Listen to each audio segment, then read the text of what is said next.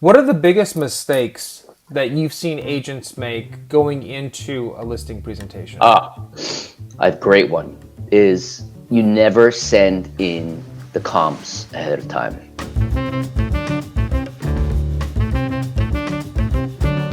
Mark, over all the years that I've been in this business from a technology standpoint, it never ceases to amaze me how much work an agent puts into their listing presentation, right? And to your point, right? Like sometimes I see them as binders and they have printouts and like they put the pages in these little covers and they have little sections to them, or maybe Yep. they'll do it on an iPad. It's just interesting, right? Like, I'm just curious to get your take on that, right?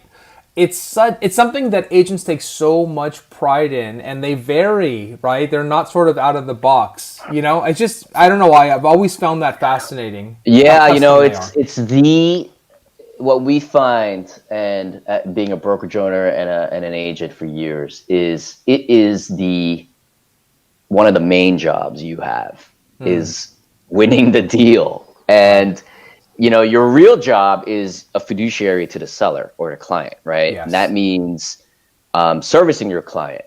Um, that's obviously your main job, but let's be real. You need to win business, and if you don't win business, um, you're not an agent, obviously. So they spend a lot of time, and there's so many different ways of skinning this cat.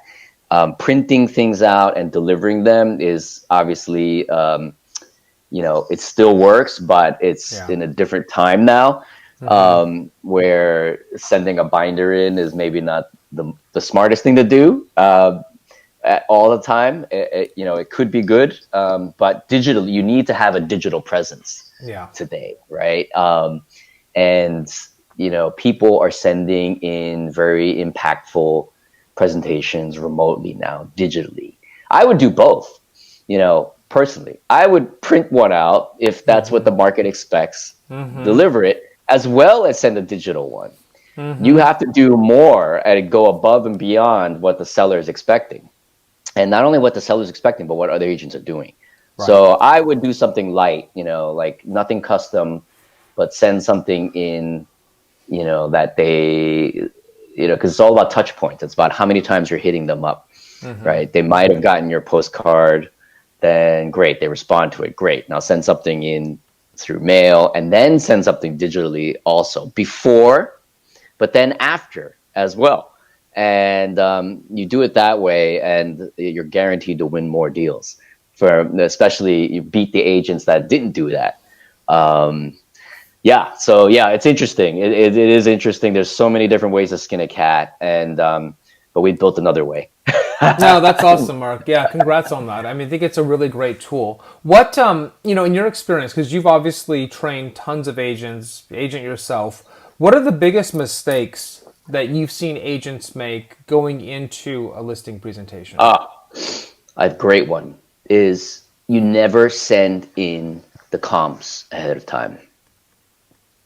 This is the number one mistake that we see agents make all the time. You send in comps before you've even had a chance to not only meet the seller, but also see the home. And why? Why do you never send in comps? Number one, you need to first understand what the seller thinks of their home, right? What does the seller think the price of the home is? Yes. Number two, you need to see the home. You can't comp out a home until you see the home. And now, in an area where homes are homogenous, which means they're all the same, they're the same condition, and a 4 bedroom means 4 bedroom, and you could guess what the home is going to look like, or maybe you can just do a Google Street View and see, and then be reasonably assured it's going to be the same thing. But in other areas where things are tricky, especially in the high end, right, where Yeah. people have made significant upgrades, um, they're larger homes. Maybe there's stuff in tax records that are not accounted for, like extra square footage. The upgrades, right? The quality of the upgrades matters. Maybe things like view can never really be accounted for um, until you see it, right? Right. To see your home and Right. location, right? Location. Things can vary, especially if you're in a city where you go one block away, and you're in a different neighborhood. So sending comps in before you've seen the home is a huge no-no. And so that's why we recommend the pre-listing presentation be generically about you and your services. Nothing about the home in particular, value wise, right? So that's number one. And number two, you need to talk to the seller, obviously, right? You need to see where their head is at. If they think their home is worth 10 million when it's really worth 8 million, or 3 million versus 2 million, you need to understand why.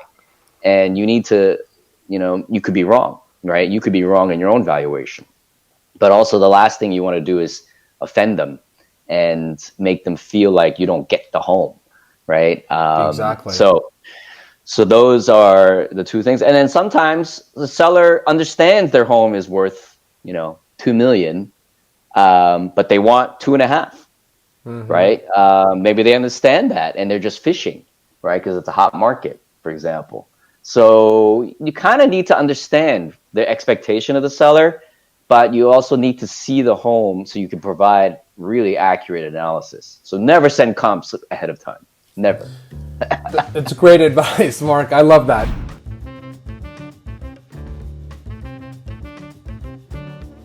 If you want to keep getting tips, hit the subscribe button as well. Thanks for watching, and we hope you get a lot out of this.